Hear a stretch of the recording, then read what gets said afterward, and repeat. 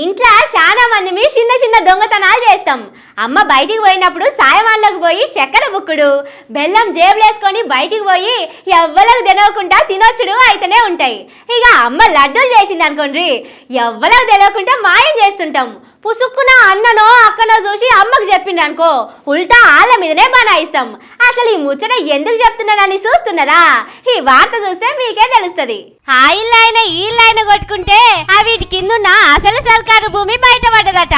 ఇది శాస్త్రం కాదుల్లో నిజంగా అయింది. హిమాయత్ సాగర్ చెరువుల లీడర్లు పెద్ద పెద్ద ఇళ్లు కట్టుకున్నారు కదా, ఆ ఇంద్రభవనాల ఈడియోలు ఈ నడుమనే ఒక్కొక్కటి బయటకు వస్తున్నాయి. షేయి పార్టీ లీడరు పట్నం మహేందర్ రెడ్డి సార్ కూడా అక్కడ ఇల్లున్నది. చెరువొడ్డుకు మంచిగా ఓ గట్టు మీద కట్టుకున్నాడు. దాన్ని ఎప్పుడు కూలగొడతారని అడిగితే సార్ ఏమంటున్నాడో చూడుండ్రి. త్రిభువన్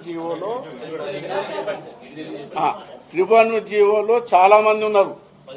ఎందుకు ఇక మీరు పెద్దోళ్ళు ఉన్నారు, అంతా దాంట్లో ఎంపీలు ఉన్నారు, మంత్రులు ఉన్నారు, అందరు ఉన్నారు.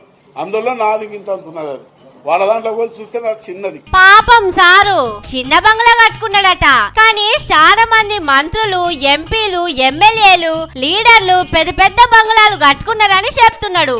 అలా కూలగొట్టినాకనే ఆయన తానికి రావాలట. కానీ మొన్న పొంగులేటి సారేమో నా ఫామ్ హౌస్ మొత్తం నా పట్టా జాగలనే కట్టుకున్నా, చెరువు జాగల కట్టుకోలేదని చెప్పిండు. V6 వివేక్ కూడా అట్లనే చెప్పిండు. కానీ ఇప్పుడు పట్నం సారు చెప్తున్న లెక్క చూస్తే సర్కారులున్న చాలా మంది ఇండ్ల మీదికి రంగనాథ్ సారు బుల్డోజర్లు తోల్కపోవాలి కావచ్చు. కానీ పాపమని పార్టీలకు రాణిస్తే మా ఇండ్ల మీదనే సూటి పెట్టిండని మంత్రులు, ఎంపీలు, షేయి పార్టీ లీడర్లు మస్తు కోపం చేస్తున్నారట పట్నం సారు మీద. అట్లా కాదు సారు, ఎవరెవల ఇండ్లున్నాయో కాగితం మీద రాసి అడ్రస్, పిన్ కోడ్ నెంబర్ కూడా రాసి రంగనాథ్ సార్కి ఇయ్యండ్రి. లేకపోతే అన్ని బంగ్లాల తానికి పోయి గూగుల్ మ్యాప్ తోని లొకేషన్ పంపిండ్రి. జల్దిన పని అవుతుంది.